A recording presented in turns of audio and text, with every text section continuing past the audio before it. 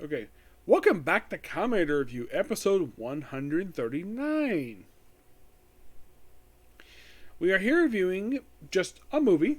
It's the second movie released during the course of the series, and it's the last one released for him during the series. Fourze does have another movie released for Wizard. Yes. Wizard is on point, don't worry. When? I'll tell you when it comes to it. So, this movie is called Kamen Rider Fourze, Everyone, Let's Fill the Universe. Yes. And Wizard, I'll mention it in a bit. So, we start off with, get this, the chairman, who is with the principal of the school, and his bodyguard are basically making a deal with Foundation X, which is the first time they appear chronologically since episode 33 of the series. And they're exchanging some copy Horcruxes. And then they're attacked by a woman named Inca Black with a robot known as Black Knight. And allegedly they represent a group known as the Alice Foundation. What the heck that is, they don't really say what it is at all. And then of course basically everybody's like in a class, it looks like a computer class, and Gen is having trouble with it, and the teacher's using a microphone. Is the class that big you can't hear your voice? I'm like, really? So then of course the Kamen Rider Club advisor comes along and tells the whole Kamen Rider Club is there to come along. It's an emergency. He's like, let the principal handle it. Like, okay. And then of course basically they're all summoned to the rabbit hatch, where a mysterious woman is there. Yes.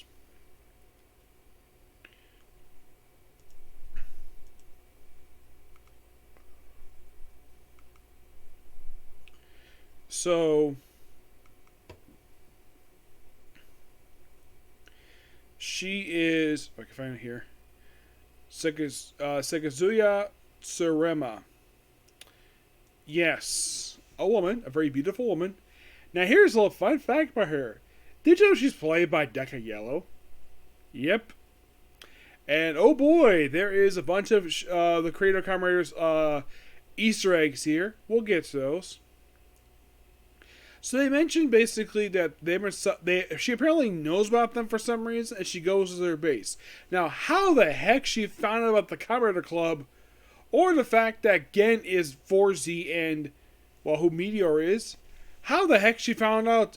This is a question mark that's asked, never answered, because Meteor does not question, how the heck do you know us? So, and then they're basically a part of the space agency, I think it's Japanese equivalent to NASA, where they're basically brought there via bus, and then they're attacked by Inca Black and Black Knight. But lucky enough, Fourze takes them on for a bit, and they get to the headquarters no problem, which apparently is very secret. So the plan is to stop this orbital station, who is known as 1-7. Okay, this is the first Easter egg for the creator of Kamen Rider, because this is from a different series that he worked on. You're all thinking, okay, which one?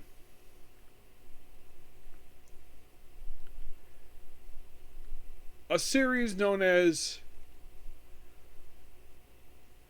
Daijitsu 17. Yeah, I have never seen it, but it aired back in the 70s. I think it was one of the earliest ones to use a robot. I've seen pictures of this damn thing before.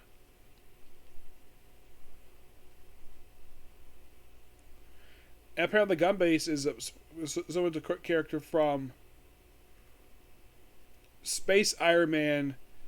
Well, okay, so we'll get back to that. So,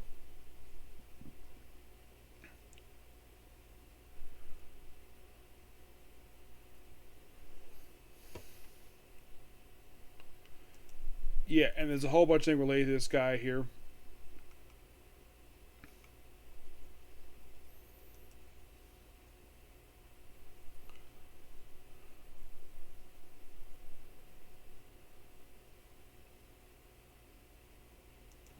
So, Of course, Game wants to make friends, like Friends Impossible, so they proceed. All of them go through space training, like various different space training, like anti-gravity stuff, going to water, basically standard stuff, even martial arts apparently.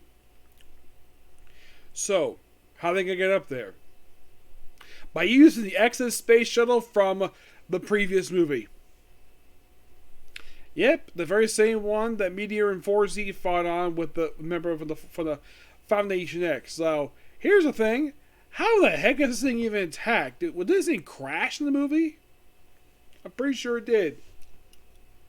I thought this was interesting, like to bring this thing back. And in fact, they referenced that previous movie. It's a good thing I watched it. I wasn't originally planning to watch the movie, but because this movie references that one, I had to watch it. But good thing I did, because the movie was awesome. Of course, by the thing, and of course, they're attacked by Inca Black. Basically attacked by a bunch of Horcruxes, who apparently are not human. They're just energy, so Meteor and Fourze takes them away. Everyone gets prepared for takeoff. So they fight for a little while. And then all of a sudden, Fourze is about to be cornered by two. He gets really strong. And then Kamen the Wizard makes his first appearance. Helps him out. And he, of course, just volunteers to deal with them. Also, this movie is nowhere for this. It's the first time ever that Geen and Sasori, the guy who's Meteor, transformed the same time. I thought that was interesting. Who would have thunk that? So, yeah, Wizard, you can see always is basically, it's a good showcase for him because he's the next series. That's the next meeting one I'll get to when I finish the series. I'll get to what series is going to be next when I get to the last episode. Don't worry.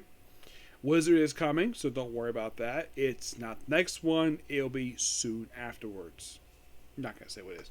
So, they get into space, and of course, they for some reason, they expunge the wings with the blast, and they get fired upon by 1-7.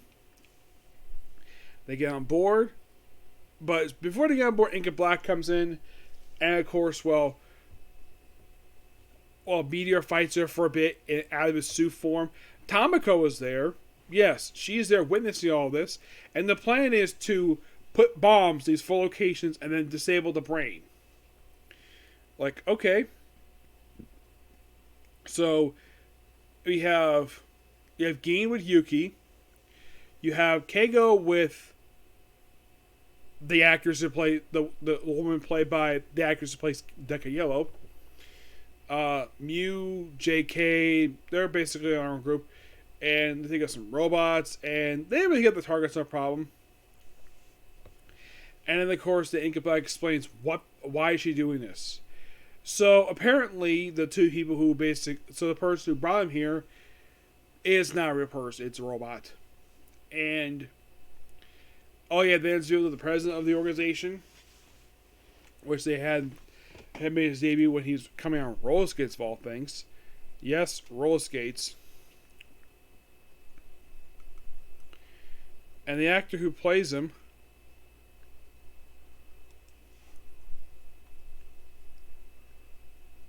is Kohoke Okada. He is, well, aside from this series, he just appears kind of X8, and that's it. He's not that known, at least the other one is.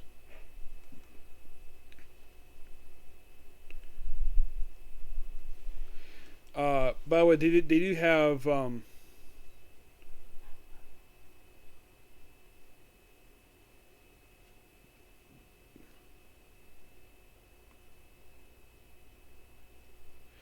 this is interesting. The one who voices the actual robot is actually somebody who appears in Magic Ranger. Yep. Yeah, so yeah, and of course they transform into, it turns out they're actually the Space Iron Man that I mentioned before, Granuden and Skyden,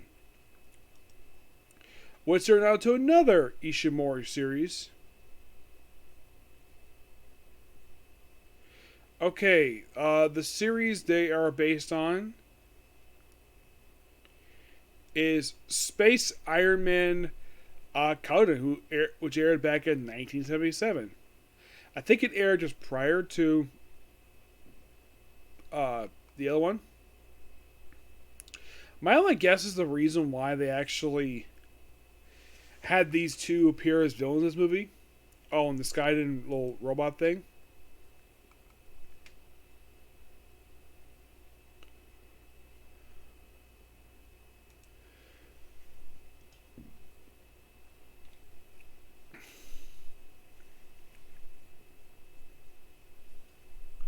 Yeah, the gun-based little mini robots. They're actually a homage to a robot from uh, the ones where the space armor come from. And they build their dastardly plan to basically destroy the planet. Because of course they do. So, Fourze made the card for quite a while, and eventually he warps them to like the moon. Everyone's able to escape, no problem. Though, of course, you have an interesting moment where Mew and JK basically get their own power drills. And, of course, Shun calls his king. Mew calls her his queen. And JK calls his JK. And they take them all out. They go back to Earth. And then, apparently, like, the only way to beat these two is to unlock this special switch. Because of the power of friendship. So, we need 40 people to activate this damn thing. Meteor's doing his best, and Jin is like basically not able to move much, so we can beat up. So let's bring upon basically a bunch of characters, which this movie will be their final appearance ever in the whole entire franchise. We have Tetsuya Maya, who was the very first one. Yeah, who was the very first Zondart.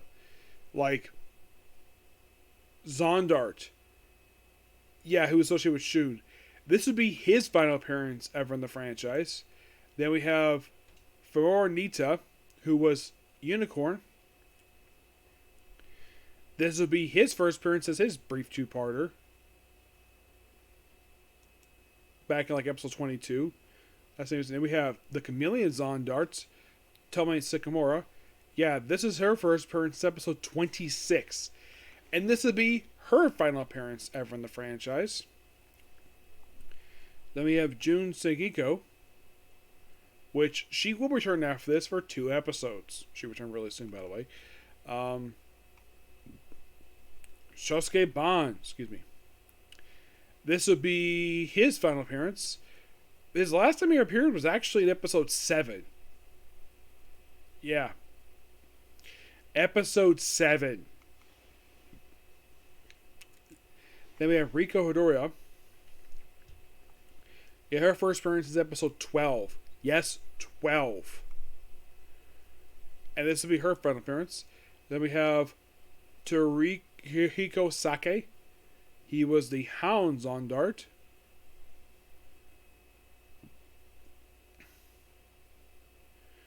Probably the first time he's appeared since episode 8.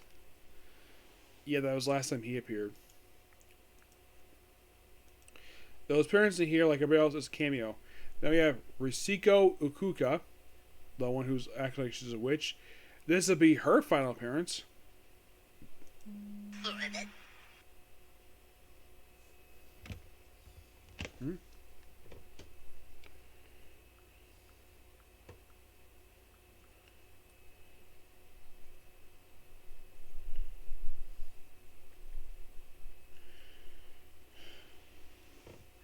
Yeah, then we have Yuri Kamagai, who also, this is her first time she's appeared in episode 10 in her final appearance. Yeah, I know I'm going through the whole cast here, but there's a lot of people here, so let's continue here. Master Okura, first time she's appeared in episode 10 in her final appearance. Hiroki Masuki. Oh yeah, the guy who basically stalked Yuki. This shockingly would be his final appearance. At the appeared briefly just prior to this. Thinking, really? Oh yeah, really. Then we have Mari Yamamoto. Yeah, and this would be her final appearance ever in Kamen Rider Fourze. Yep. We have Sushi Mora. For him, also, final appearance. You have Abe. First time he's appeared since episode 16. And we have Kimiko. He last appeared in his two-parter in his final appearance. June, the guy associated with Shun. Yeah, first time he appears in episode 26. I have Norio. Yeah, he's here also cosplaying as Fourze in this one. In his final appearance.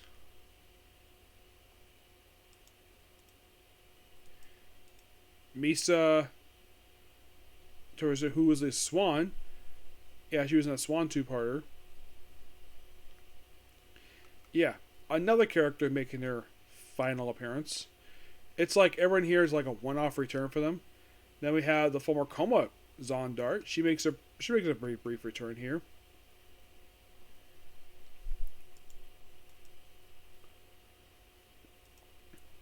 Ran.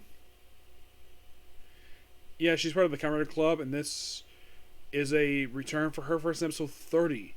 She returned a few more times after this. Oh, don't worry about that. Brassman Haru. Yeah, he appeared a few more times after this. Then we have Yukina, the girl in love with Gin. And this will be, sadly, her final appearance ever in the series. Good character. I kind of wish she brought it back. Then we have the former Capricorn who just recently appeared. This will be his final appearance. And finally, Aaron Suda. Yeah, in her final appearance. We even have some faculty return here. I gotta hurry up and wrap this up a bit here. Miu Kazawa. Yeah, Miu's here. Let's see. So, I can find him here. Here we go. Yeah. Takashi, the one who's the detention teacher. Yeah. He makes a return. Then Mr. Mora. For him, this was a brief return for him. After this movie, he appeared a couple more times after this, and that'll be it for him. Haruka Uski, great character. First episode 21.